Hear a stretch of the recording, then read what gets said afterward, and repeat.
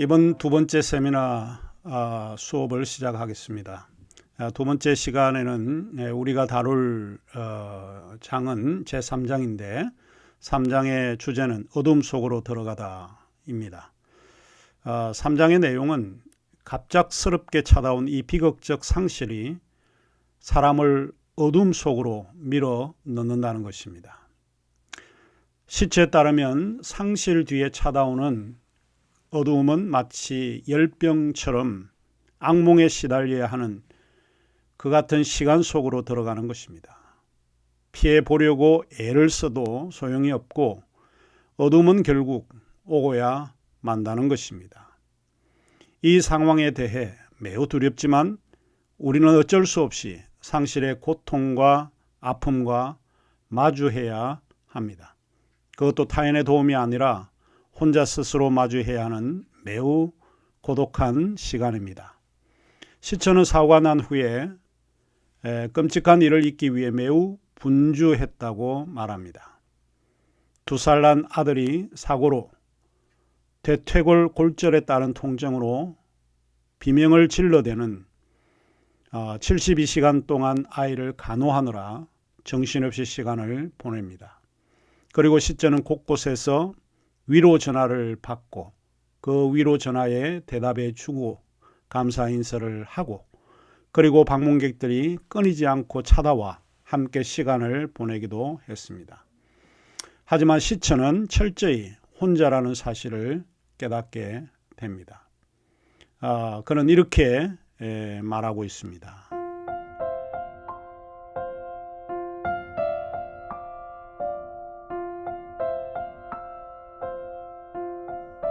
나는 허공 같은 우주에 떠 있습니다. 얼마나 떨어져 있는지 모르는 수억 개의 이름 없는 별들 사이에서 나는 철저하게 혼자였습니다. 사람들은 조금씩 멀어지는 듯 하더니 어느새 희미하게 보일 만큼 멀리 떨어져 있었고 기평성 어간에 서 있었습니다. 그들의 이야기 소리가 더 이상 들리지 않았습니다. 목소리가 너무 작게만 들립니다. 나는 이전에 그와 같은 고뇌와 공허함을 느껴본 적이 없었습니다. 비록 그 환상이 나의 최후에 대한 것은 아닐지라도 나는 그때 나라는 존재가 짙은 어둠 속에 갇혀버렸다는 사실에 처음으로 맞닥뜨려 보았습니다. 이처럼 사람이 철저히 혼자라고 느껴질 때 그 감정은 마치 바다에 주저앉아 절망 속으로 빠져드는 느낌일 거라 생각합니다. 철저히 혼자라는 그 순간의 느낌은 우리가 영원히 어둠 속으로 살아가게 될 것만 같다는 생각이 들 수 있습니다. 시체는 이러한 느낌을 내 영혼 속으로 파고든 절대 공포와 같다 이렇게 표현하고 있습니다. 철저하게 혼자라는 이 느낌이 아이러니하게도 스스로의 삶의 방향을 결정짓는 힘이 있음을 깨닫는다고 시체는 이야기하고 있습니다. 그는 이렇게 표현하고 있는데 나는 상실이란 것이 피해가거나 회피할 수 있는 그 무엇이 아니라는 점을 알았기 때문에 그것을 피해 도망치기보다는 어둠 속으로 걸어 들어가기로 결정했다는 것입니다. 그래서 우리가 피할 수 없는 게 아마도 상실이지 않을까 싶습니다. 우리가 상실 앞에 무릎을 꿇기로 작정한다면 그것이 상실과 정면으로 마주하고 대면하는 용기일 것입니다. 이 장에서 시체는 우리가 슬픔에서 우리 자신을 내어준다는 건 몹시 힘들지만 꼭 필요한 것인가? 라고 묻습니다. 시체는 슬픔을 숨기기보다는 내어주는 것이 더 자연스럽다라고 말하고 있습니다. 우리는 우리 자신의 감정을 감추고 숨기려고 하는 경우가 허다합니다. 하지만 시체는 그것이 이 아픔과 고통의 치유에 도움이 되지 않는다고 말합니다.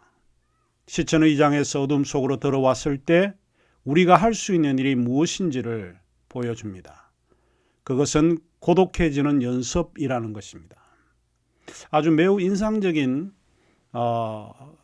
생각이 드는데, 고독해지는 연습.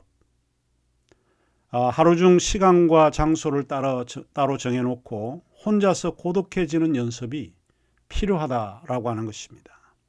그러면 어떤 방법으로 고독해지는 연습을 하는 것일까요? 그가 제안하는 방법은 혼자서 어둠 속에 있어 보려는 시도라고 하는 것입니다. 전에는 내 스스로 그냥 떠밀려가는 수동적 자세지만, 이거는 어둠 속에 그냥 내가 스스로 들어가 보는 능동적인 자세를 이야기하는 것입니다. 혼자 고독해지는 연습은 사실 쉽지 않습니다.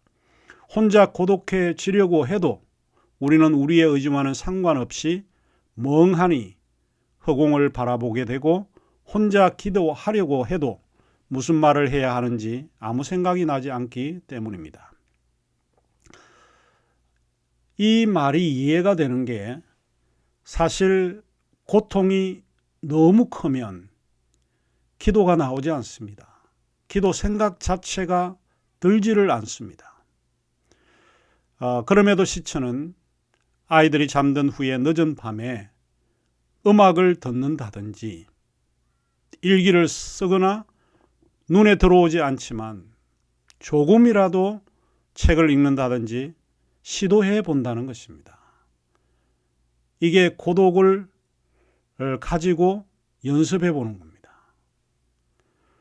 혼자 고독해지는 연습은 우리 스스로 이 현실을 대면해 보는 것입니다. 이 부분을 읽다가 저는 요한복음 7장 53절과 8장 1절에 나오는 말씀이 생각이 났습니다.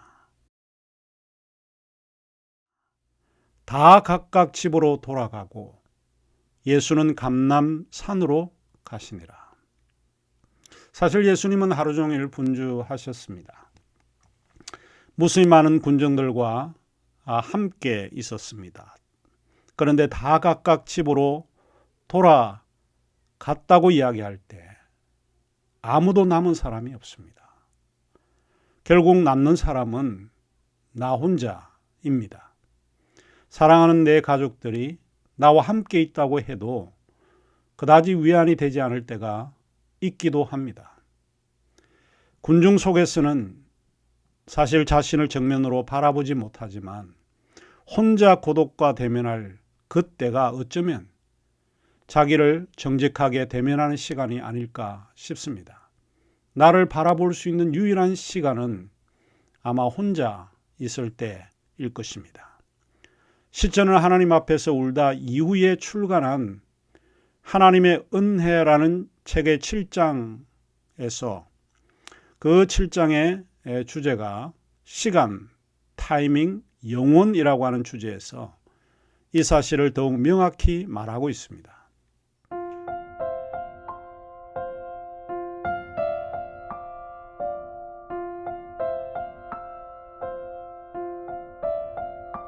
우리는 과거로 돌아가거나 과거를 번복할 힘은 없고 미래를 통제하거나 예측할 힘도 없다. 우리에게 있는 것은 지금뿐이다. 하나님은 지금 속에 계셔서 자신의 구속을 이루는 중이시다. 그러한 확신이 있기에 우리는 홀가분하게 지금 이 순간에 에너지를 집중할 수 있다. 미래가 불확실해도 우리는 매일의 관심을 요하는 작은 일들에 주목할 수 있다.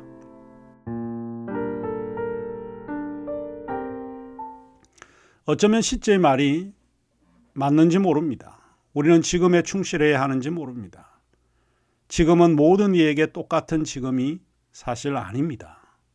어떤 이의 지금은 행복한 지금일 수 있고 어떤 이의 지금은 고통스러운 지금일 수도 있습니다.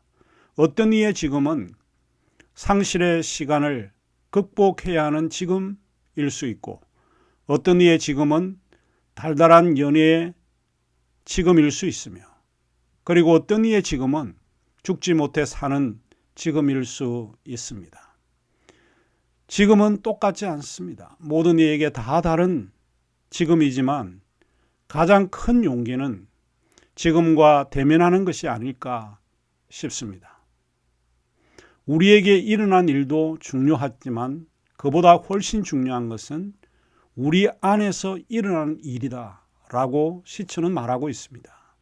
이 말은 고독 속에서 어둠과 마주하는 일이 상실에 대한 우리의 반응을 알게 된다는 사실입니다. 결국 저자는 이 장에서 어둠과 마주하게 될 때 은혜가 무엇인지를 발견하게 된다고 말합니다. 그는 우리 교재 47쪽에서 이렇게 표현하고 있습니다. 나는 고통을 너끈히 견뎌내고 반대편 끝까지 간 게 아니다. 아니, 고통 속에 있으면서 그 고통 속으로 은혜를 발견했다. 그 은혜가 나를 살게 했고 결국에는 나를 자라게 했다. 사랑하는 이들을 잃어버린 상실을 이겨낸 게 아니었다. 오히려 나는 그 상실을 고스란히 내 삶 속으로 받아들였고 그 상실은 나의 일부분이 되었다. 땅이 부패한 생물체를 고스란히 받아들이는 것을 생각하면 될 것이다. 슬픔이 나의 영혼 속에 들어와 영구적으로 자리를 잡았고 그 영역을 넓혀 나갔다. 고통 속으로 깊이 빠져들수록 우리는 전혀 새로운 삶, 전혀 다른 삶 속으로 더 깊이 들어가게 된다는 걸 조금씩 배워갔다. 그 삶은 이전보다 더 나쁘지는 않았으며 오히려 어느 때는 좀 더 나았다. 기꺼운 마음으로 상실을 마주하는 것, 그리고 어둠 속으로 발을 들여놓는 것, 그것은 우리가 디뎌야 하는 첫 번째 걸음이다. 첫 번 걸음이란 대개 가장 힘들기 마련이며 내딛는데 아주 오랜 시간을 필요로 한다. 시처는 이것이 가능하게 하는 열쇠는 다름 아닌 선택이라 했습니다.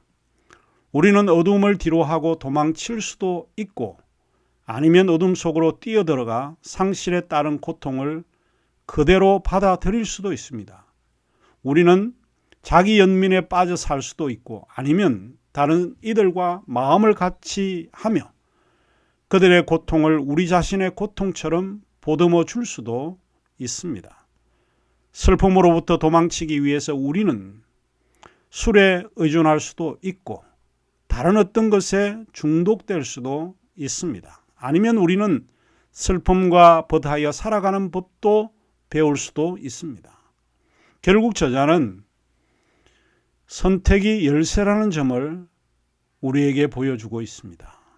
저자는 나치 수용소의 생존자였던 빅터 프랭클의 책 삶의 의미를 찾아서에서 선택이 갖는 힘을 강조합니다.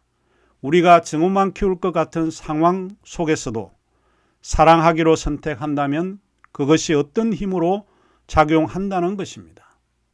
그러면서 저자는 우리의 영혼은 고통을 통해 부쩍 성장할 수 있다는 자신의 경험을 잔잔하게 전달해 줍니다. 우리가 상실을 겪을 때마다 그 상실은 우리로 하여금 뒤이어 자연스럽게 찾아오는 온갖 감정들, 곧 분노, 침체, 절망, 번민 등을 견뎌낼 수 있도록 해준다고 저자 시처는 이 장의 결론을 끌어내고 있습니다. 여기까지 제3장인데 오늘은 이것으로 마치도록 하겠습니다. 감사합니다.